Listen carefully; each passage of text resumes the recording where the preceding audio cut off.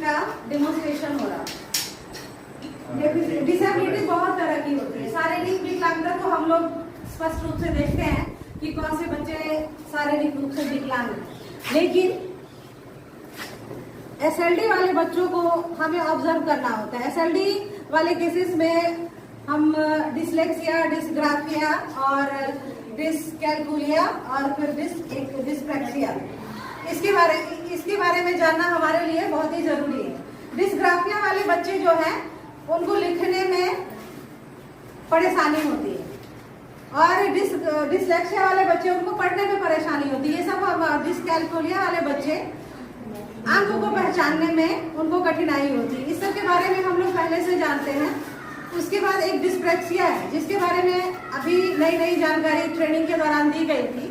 उसमें बच्चों का जो होता है शारीरिक संतुलन, उसको हमें ऑब्जर्व करना होता है। कुछ बच्चे हैं जो कि क्लासरूम में बैठे हैं, अगर आप उसको कहिएगा कि आप सीधे ऐसे शांति से बैठे रहो, लेकिन वो शांति से बैठेंगे नहीं। उसमें कुछ ना कुछ उनके शरीर में कुछ ना कुछ मूवमेंट होता रहता है। तो ये भी अपने आप में एक तरह की डिसेबिलिटी है। उससे बच्चे का कंसंट्रेशन खत्म होता है।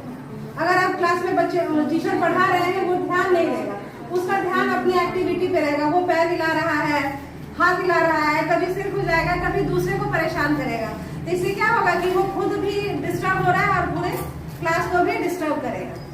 तो इसकी डिसेबिलिटी के बारे में हमें अपने क्लास के बच्चों में ऑब्जर्व करना है, ऑब्जर्वेशन करना है इस किट का। उसके बाद फिर हम इस किट के माध्यम से उसे दूर करने का प्रयास करेंगे।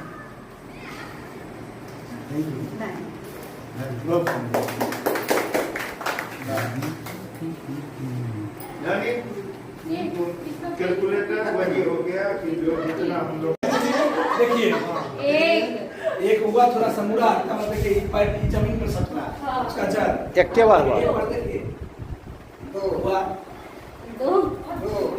इसका सर क्या वो माथा में चोट लगा है कि